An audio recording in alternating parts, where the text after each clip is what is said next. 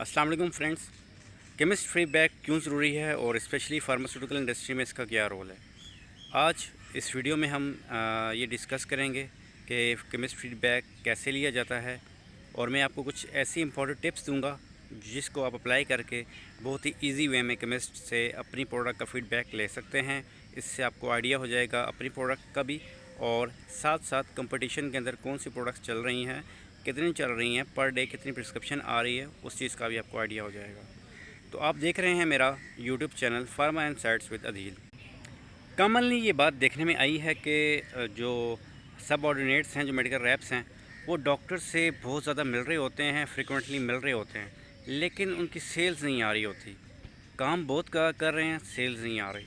Reason अगर इसकी dig out की जाए तो मेन चीज़ ये है कि वो केमिस्ट पे विज़िट नहीं करते, और अगर करते भी हैं तो प्रॉपरली जो है प्रोबिंग नहीं कर रहे होते, आस्किंग नहीं कर रहे होते जो केमिस्ट वाला है उससे कि उसकी प्रोडक्ट वो क्यों नहीं मंगवा रहा, प्रिस्क्रिप्शन आ रही है, कितनी आ रही है, डॉक्टर साहब लिख रहे हैं नहीं लिख रहे, अगर नहीं लिख रहे तो वो कंपटीशन के अंदर कौन सी प्रोडक्ट लिख रहे हैं। तो ये वो तमाम सवाल हैं जिसका आंसर मैं आपको इस वीडियो में करने वाला हूँ।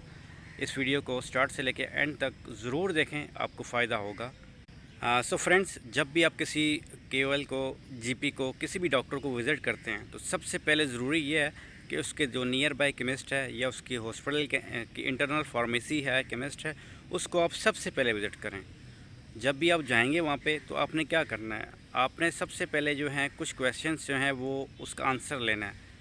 पहला क्वेश्चन ये पूछना है कि डॉक्टर साहब जो है आपके पास कोई भी सॉल्ट है, फॉर एग्जांपल मैं एग्जांपल से आपको क्लियर करता हूँ कि लीवोफ्लॉक्सीन है एंटीबायोटिक के अंदर आप प्रमोट कर रहे हैं, तो केमिस्ट से आपने पूछना है कि डॉक्टर साहब जो है क्विनोलॉन्स के अंदर लीवोफ्लॉक्सीन लिखते हैं या नहीं लिखते।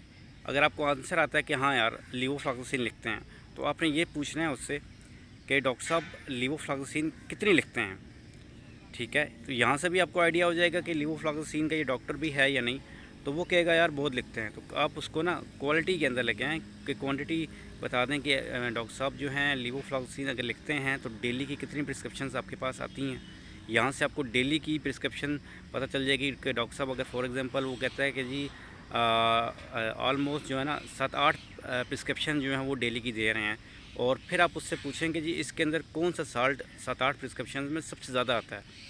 क्योंकि आप याद रखें कि कोई भी डॉक्टर है ना, वो 7 से 8 प्रिस्क्रिप्शन अगर डेली की दे रहा है तो वो किसी एक प्रोडक्ट की नहीं दे रहा होगा, वो एक दो तीन ब्रांड्स को मिक्स करके दे रहा होगा। ठीक है, इस चीज़ को आप ज़रूर याद रखें। फॉर एग्जांपल वो एक कंपनी है XYZ, उसकी प्रिस्क्रिप्शन ज़्यादा दे रहा है, 5 प्रिस्क्रिप्शन है उसकी देता है, बाकी जो 3 प्रिस्क्रिप्शन है वो मिक्स। तो यहाँ से आपको जो है वो पिक्चर क्लियर हो रही होती है कि अगर वो मिक्स प्रिस्क्रिप्शंस 3 दे रहा है और 5 किसी एक की दे रहा है, तो जिस भी कंपनी की वो मेडिसिन लिख रहा है तो आपको डॉक्टर की प्रोफाइलिंग का भी पता चल जाता है कि डॉक्टर साहब जो हैं एक्टिविटी लेके जो है वो एक्टिविटी पसंद करते हैं, उसकी बेस के ऊपर लिख रहे हैं, विजिट पसंद करते हैं, या कंपनी को लाइक करते हैं, या क्वालिटी को लाइक करते हैं। तो ये एक क्वेश्चन से आपको 3-4 चीज़ें आपको ना क्लियर हो रही होती हैं। फिर आप उससे ज़रूर पूछेंगे जी आप जो हैं जो हैं यहाँ पे जो जिस भी कंपनी के डॉक्टर साहब लिख रहे हैं, ठीक है, तो कोई डिस्काउंट्स तो नहीं आपको आ रहा।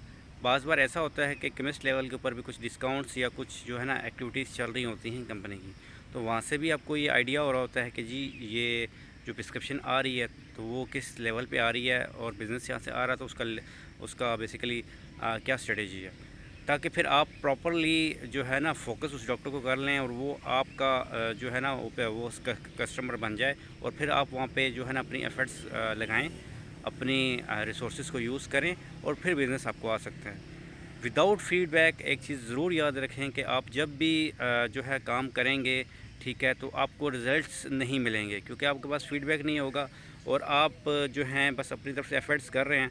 बार बार ऐसा होता है कि जी फीडबैक आपके पास नहीं होता और आप एक प्रोडक्ट बहुत ज़्यादा डॉक्टर साहब को बता रहे होते हैं, और वहाँ पे फिर जो है ना प्रोबिंग भी डॉक्टर से नहीं कर रहे होते।